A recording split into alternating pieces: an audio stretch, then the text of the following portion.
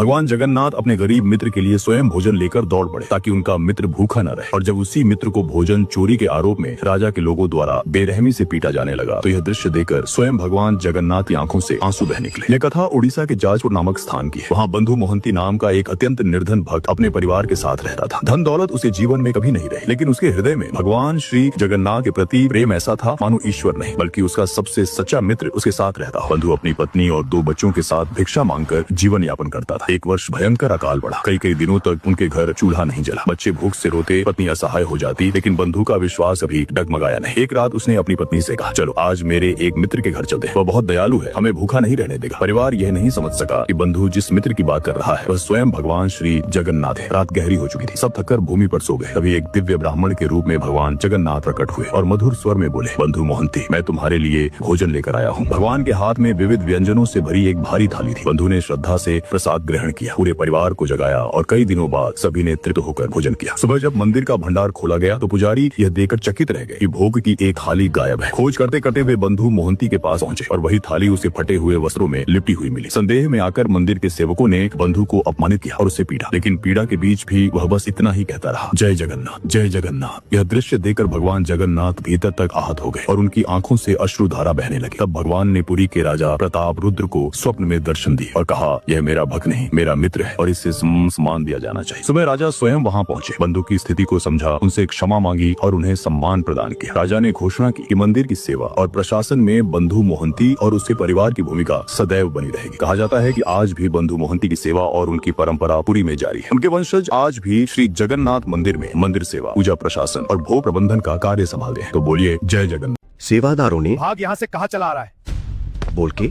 रथ से नीचे धकेल दिया और स्वयं प्रभु जगन्नाथ को रथ छोड़ के भक्त के पास जाना पड़ा। लेकिन ऐसा क्यों?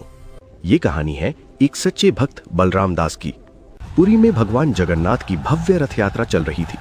पूरा नगर जय जगन्नाथ के जयकारों से गूंज रहा था।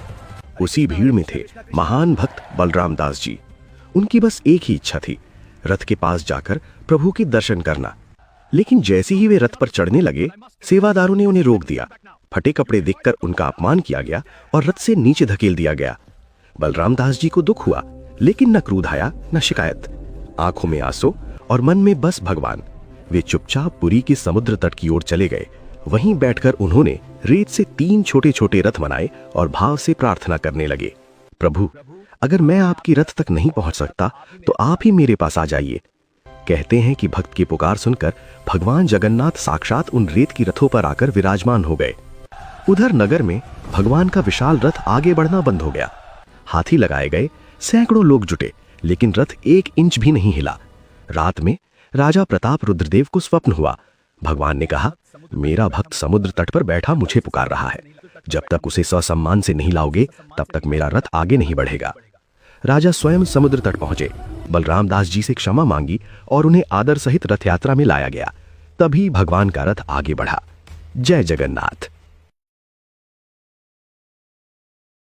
क्या आप जानते हैं भगवान जगन्नाथ जी हर साल 15 दिन के लिए बीमार क्यों होते हैं? माधवदास, जो भगवान जगन्नाथ जी का एक सच्चा भक्त था, अपनी पत्नी की मृत्यु के बाद उसने अपनी पूरी जिंदगी प्रभु की भक्ति में समर्पित कर दी। उसकी भक्ति इतनी प्रबल थी कि स्वयं भगवान कई बार उसे अपने दिव्य दर्शन दे चुके थे। पर एक दिन माधवदास अचानक बीमार पड़ गया। उसका शरीर बहुत कमजोर हो गया, लेकिन वह फिर भी प्रभु का नाम जपता रहा। और तब स्वयं भगवान जगन्नाथ को उसकी सेवा करने धरती पर आना पड़ा। वे उसकी सेवा में रात दिन लगे रहे। कुछ दिनों बाद जब माधवदास को होश आया तो उसने प्रभु को अपने पास खड़ा देखा। उसकी आंखों में आंसू छलक आए। उसने पूछा, प्रभु आप तो त्रिलोकीनाथ हैं, फिर आपने मेरी बीमारी को एक ही क्षण में दूर क्यों नहीं किया? आपको मेरी सेवा नहीं करनी पड़ती। तब भगवान ने मुस्कुराते हुए उत्तर दिया कि माधवदास, अगर तुम इस जन्म में इस दुख को नहीं भोगते तो तुम्हें अगला जन्म लेना पड़ता, और मैं यह बिल्कुल नहीं चाहता। तुम्हारे अभी भी 15 दिन और शेष बचे हैं, पर इन 15 दिन का बचा हुआ दुख मैं मेरे ऊपर लेता हूँ। और इसी वजह से भगवान जगन्नाथ जी आज भी 15 दिन के लिए हर साल बीमार पड़ते हैं।